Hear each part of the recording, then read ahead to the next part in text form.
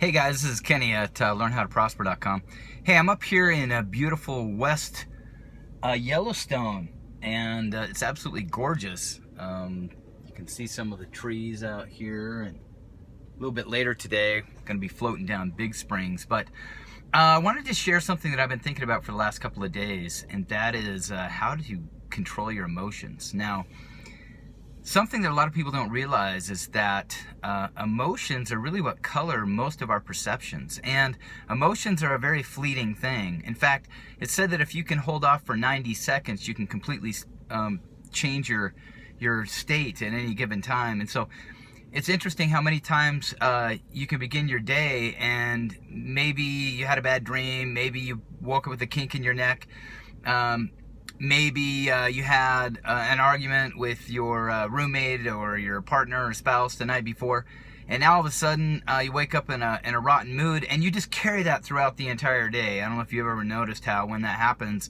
now when you're driving to work, someone cuts you off, you're giving them the universal hand signals, they're returning them, you're yelling at each other, you get into work or wherever you're going, and you retain the bad mood, and you're frowning at people, and then of course, every time you do that, that returns that back to you. People are frowning back, and it just, one little thing can ruin your entire day. So I think it's so critical to learn the role of emotions. Now, emotion is really what determines most of our decision making, if not all of it. And then later we'll go back and rationalize or justify our decisions based on logic. But our initial decisions are almost always made based on emotion. So that's why it's so important to always be consciously aware of your emotional state. And I've had this happening a lot this last summer. I bought a fourplex, and it's a rehab, and there are just millions of problems to be solved. And what I would find is sometimes I get to the end of the day and I'm just in a rip-roaring bad mood, and I recognize that I've allowed these little challenges and problems to completely color my entire perception of my life. And then when I sit back and think about it, like, everything's going great with the fourplex.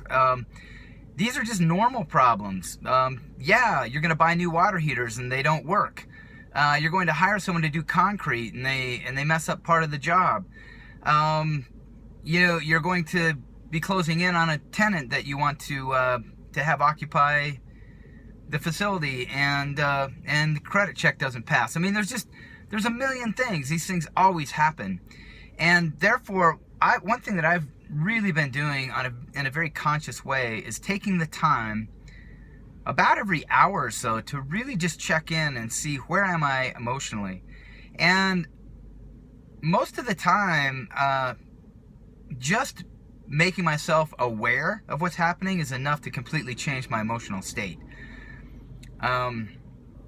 Now, if it's something more, a little bit more difficult, then oftentimes it's just a matter of writing something down. Maybe our brain at some subconscious level is always trying to solve problems, and maybe you've got a list of to-dos just rattling around your brain. And for me, if I can just get those written down and formulate them into some kind of a go-forward plan, then immediately my emotional state improves. Of course, you can do other things. You can take a walk. You can get up and increase your physical activity. Sometimes that is all it requires for me to kind of snap out of it. But I also like to meditate and pray. I think these are two very important things to really turn your emotional state around quickly. Because once your emotional state is in its right place, everything you do for the rest of the day is going to be much more better aligned with your true purpose and the things that you want to accomplish, not only in that day, but in your life. So just a couple of quick steps to consider. So number one is awareness. Try to be aware of your emotional state. And I like to do this about once an hour. I actually put a little alarm on my phone. It kind of just gives me a ping so that I can look at it. And a lot of times now I can go 3, 4, 6 hours without having to do that, because I'm just much more consciously aware.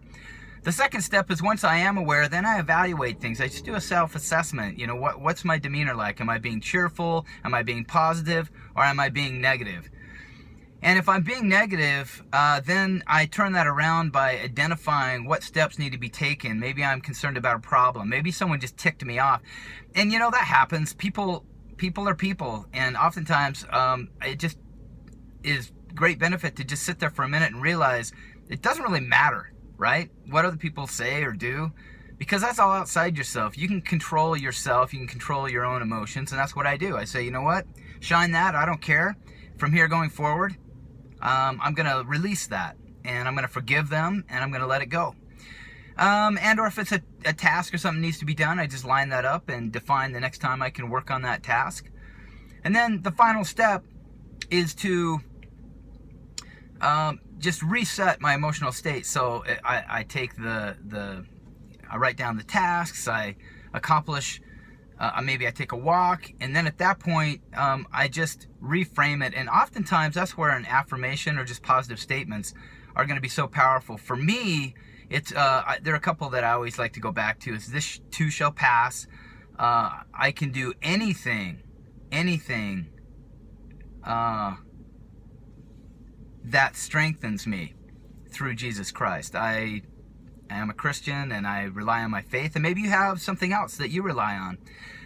And I remember the big picture of things, because so often we get caught in the micro picture and we don't remember the macro picture. And so I'll have affirmations that just remind me that this is just a small fleeting thing and a passing moment.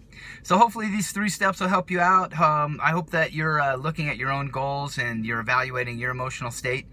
And I'll tell you what, it's so much better to live in a positive emotional state than in a negative one. So with that, I'm going to sign off, and I hope this finds you all having a fantastic day. If this was helpful in any way, just click on the little thumbs up, and check out my blog over at learnhowtoprosper.com. With that, I'll sign off. See you guys.